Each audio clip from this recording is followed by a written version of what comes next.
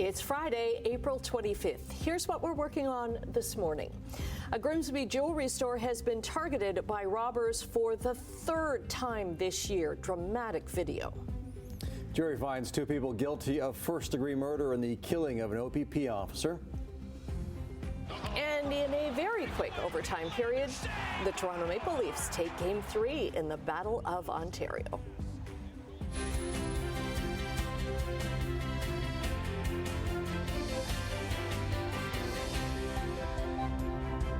Thanks so much for joining us. I'm so happy to be back on the desk with you today. Glad to have you back. Yes. I had pink eye yesterday morning, and it was nasty. Oh, dear. Pink eye sounds like a nice summer day, Brian.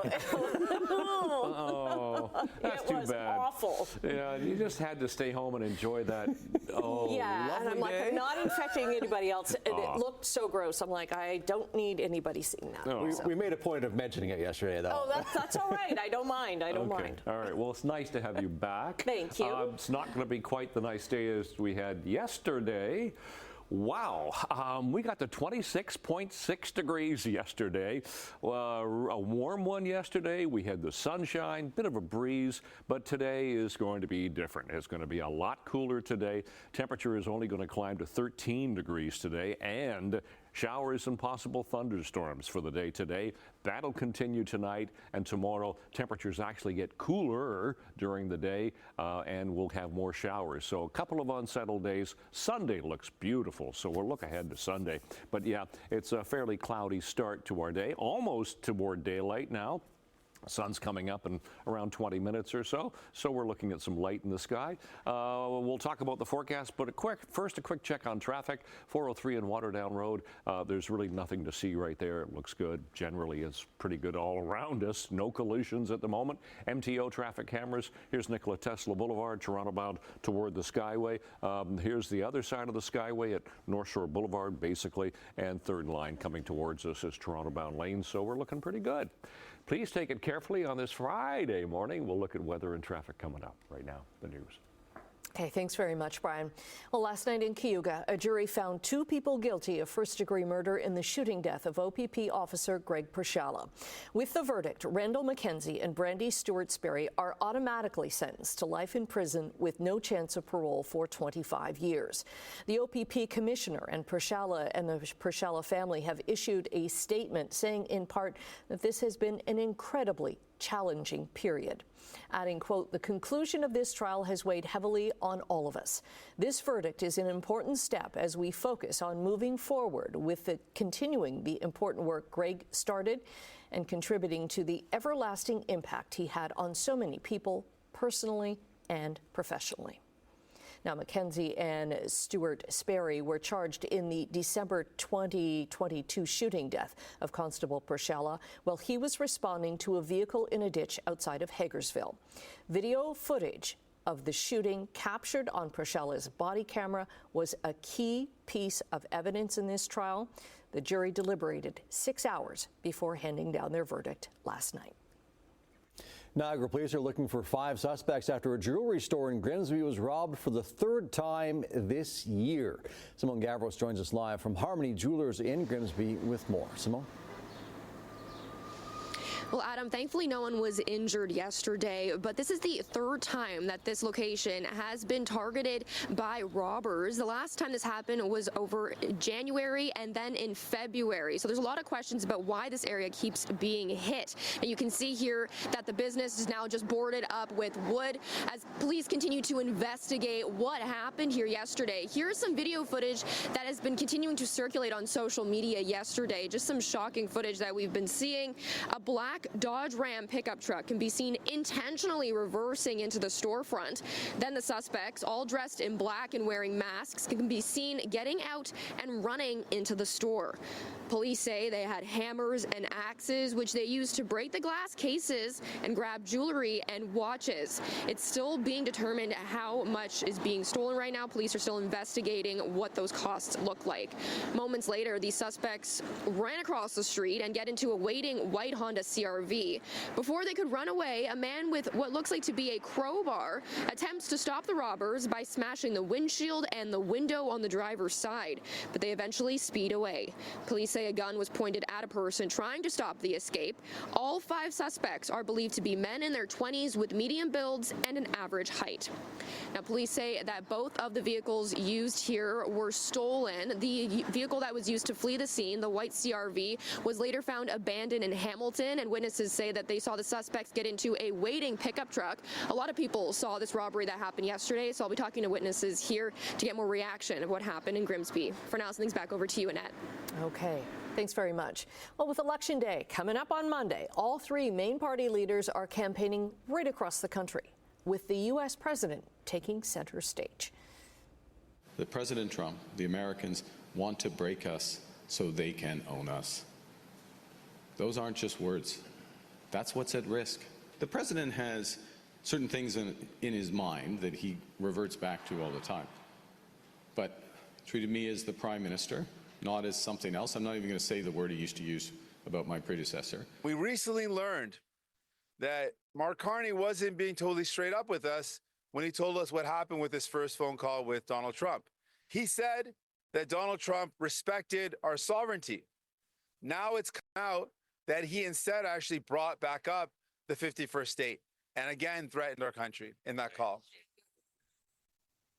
I'm worried, I think as a lot of Canadians are worried, that if Mark Carney's not being straight up with us, he's not going to be straight up with us in the negotiations. Mark Carney wants you to pay a $20,000 tax on a gas-powered vehicle to pay credits to Tesla, a foreign automaker, sending our money and our jobs abroad once again. No wonder Donald Trump says he prefers when Liberals run Canada and keep the economy weak and costly. Of course he does. Today, Mark Carney has stops in Sault Ste. Marie, Georgetown, and Cambridge before heading to a rally in London tonight. Conservative leader Pierre Poilievre has a news conference in Saskatoon before a rally in BC tonight. NDP leader Jagmeet Singh is campaigning in Toronto, Hamilton, and London. Green Party co-leader Elizabeth May is in BC today. Co-leader Jonathan Pedneau is in Montreal. And join us on Monday for our special Your Home, Your Vote federal election coverage. It starts at 8 o'clock on Monday night. We'll bring you up-to-the-minute results with live updates from the party headquarters and from local ridings as well. You can watch our special coverage on CHCH, or you can stream it live on Parrot TV. All right, let's take a look at sports. And it was a massive Game 3 in Ottawa last night as the Leafs were looking to take a commanding 3-zip lead in the series against the Senators, who are hosting a playoff game for the first time since 2017.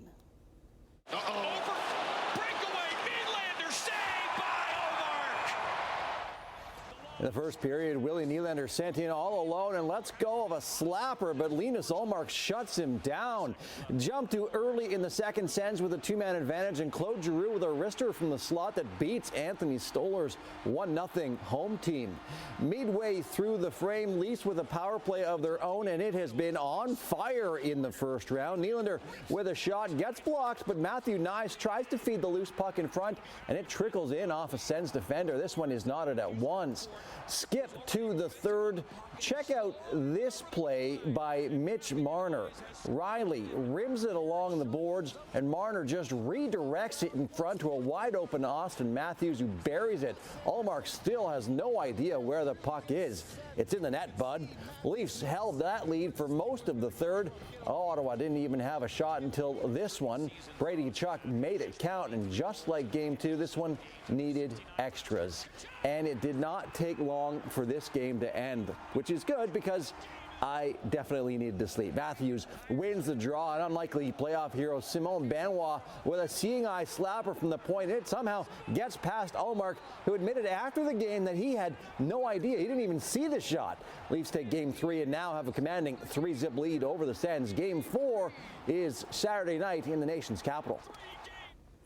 So check out game 2 in the Battle of Florida. Easy for me to say. Barkov wins a draw. Reinhardt feeds Nate Schmidt, who slaps home his 3rd goal of the series, 1-0 Panthers. And that would hold up as the game winner. Panthers would add an empty netter to take game 2 and are now up 2-0 on their state rivals. Game 3 is in Sunrise, Florida on Saturday night. Turnaround shot from the corner that went right through the top of the crease for Buchnevich. Through traffic! Scores! Buchnevich on a rebound! And the Blues on the board! The Blues scored early, and they scored often in Game 3 of their opening round series with the Jets, and they peppered Connor Hellebuck with 7 goals en route to a 7-2 drubbing. Winnipeg still up 2-1 in the series, though. Game 4 is Sunday afternoon in St. Louis.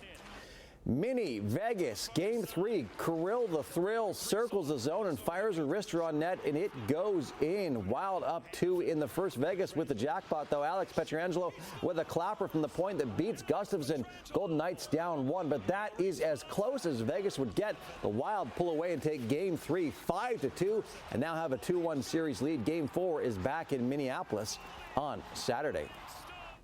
No Jays game last night, which is good because fans couldn't handle another loss in a row. But let's check out a little NBA playoff action. Hamilton's own Shai Gilgeous-Alexander and the Oklahoma City Thunder taking on the Memphis Grizzlies in Game 3 of their opening round series. But it was Scottie Pippen Jr. who got Memphis off to a hot start in this one. Pippen Jr. drained 14 points of 4 of 4 shooting in the first Q. Memphis led by as many as 29 points in this one. But OKC has NBA MVP candidate Shai Gilgeous-Alexander, and he does what he does, dropping a game-high 31 points as the Thunder roar all the way back to take Game 3, 114-108, and now lead the series 3-0. Cam Ward is now a Titan. The Tennessee Titans chose the University of Miami quarterback as their first pick in the 2025 NFL Draft in Green Bay last night. The 22-year-old Ward was a 0-star recruit coming out of high school, but he finished his 5-year collegiate career as a Heisman Trophy finalist. All right, just about 12 minutes after 6 o'clock. It is Friday, 25th of April, and sun is almost up. We're getting earlier all the time in the morning here, but no sun in your eyes. It's fairly cloudy at the moment. Here's the 403 in Waterdown Road. Now, that is looking good. We go to some MTO traffic cameras, but we do have a problem in Hamilton where we don't have any cameras, unfortunately, on the link. The Lincoln Alexander Parkway is closed east and westbound. That's between Upper Gage and Upper Wentworth. It sounds like we have a collision there. Getting some more information as it comes in, but avoid that area on the link if you can. Here's the Garden City Skyway. That's the west camera. Nikola Tesla Boulevard still looks good. 403 Junction at Brant, no problems. Ford plant all the way through Etobicoke Creek. Nothing on the QEW. So the link is the problem here this morning, and we'll try to get more information on that coming up. All right, let's get to our temperature. We were 11 degrees last hour. We have now fallen to 10. That's normal. We're not quite to sunrise as of yet. It is mostly cloudy. The winds are fairly light from the northeast. Relative humidity comfortable. So not a bad start to our morning here. Above seasonal to start the day. Today, we're not quite going to get to seasonal. Seasonal now 14. Well, we're going to hit 13. Compare that to yesterday. Well, we'll round it up to 27 degrees yesterday. Wow. But today, mostly cloudy. We're going to get some showers, possible thunderstorms for the day today as well. So that low pressure system is going to cross the Great Lakes. That'll affect us today, tonight, and into tomorrow. But finally, by Sunday, ridge of high is going to start to clear things up, and that'll give us actually a lovely day on Sunday. We just have to get through today and tomorrow. So today, 12, 13, 14 degrees, a little better for Cayuga, Simcoe, and Brantford, even Kitchener and Guelph at 17. Otherwise, the rest of us going to struggle with that mainly cloudy sky with showers, thunderstorms. Tonight, showers, thunderstorms, and fog patches. Temperatures 6 to 7 for Niagara, 8, 9, and 10 for the rest of us around the area. So tomorrow, temperatures actually in a lot of areas go the wrong way. Hamilton's going to dip to 7 degrees. Cayuga, Simcoe as well, 8 to 12 for Halton, Peel, Toronto. But cloudy skies tomorrow and showers, about a 40% chance of showers for the day tomorrow. So out the door this morning, we're just about at sunrise, just minutes away, so mostly cloudy. Temperature right now sitting at 10, and we'll check long range coming up. Annette, Adam. Okay, thanks very much, Brian. After the break, we're going to say good morning to Emily Vukovic with a preview of what's to come in Chit Chat. And in business news, the Bay starts liquidation today at its last 6 stores as a judge allows the company to prepare for an auction of its centuries-old Royal Charter. Okay, let's say good morning to Emily because I haven't seen her all week, actually. What's coming up on Chit Chat? Well, Saturday Night Live has announced its final 3 hosts and musical guests to wrap up season 50. We will discuss. There are some good people coming on. Really good names, yeah. All right. And the man behind Pee Wee Herman, Paul Rubens, is ready to truly reveal himself in a new documentary. And later on this morning, I sit down with film critic Bonnie Loffer to talk about what to stream this weekend. Nice. Okay, awesome, thank you. Well, in overseas trading, the Canadian dollar this morning is giving back yesterday's gains after Donald Trump suggested that he's getting ready to hit Canadian auto exports with more tariffs. So our dollar is down 22 basis points, just over $72 US. Gold, which is typically seen as a safe haven investment, has dropped more than $36 an ounce. Crude oil is down 14 cents to $62.65 US. Checking midday trading in Europe, markets are up across the board, not by a lot though, in London, Frankfurt, and Paris. In Asia, markets were up today in Tokyo and Hong Kong, but down slightly in Shanghai. In North American markets, the TSX gained 255 points due to strong performances from several sectors. The Dow added nearly 500, and the NASDAQ closed 460 points higher. Well, Hudson's Bay is expected to start liquidating its last 6 stores today. An Ontario judge says he'll allow the company to start preparing for an auction of its art, artifacts, even the 355-year-old Royal Charter that launched the company. Hudson's Bay argued the auction, to be run by Heffel Gallery, would ensure its 1,700 pieces of art and more than 2,700 artifacts get the care, consideration, and expertise that they need. However, the Assembly of Manitoba Chiefs is calling for a halt to this, warning that some items may be sacred or culturally significant to First Nations. Grand Chief Kyra Wilson says moving forward without consultation would be, quote, morally irresponsible given Hudson's Bay colonial past. The company is going to be back in court with Heffel Gallery to outline how the auction will work. Fewer Canadians are moving toward buying an electric vehicle. The 3rd year in a row, interest has dropped. A survey from Auto Trader shows the declining interest comes despite lower EV prices, with 42% of survey respondents saying they're considering an EV as their next vehicle. Previous surveys found 46% would consider the switch from gas to battery power. A report on Auto Trader's website shows drivers are concerned about reduced government incentives, a lack of infrastructure, and long-term costs despite falling prices.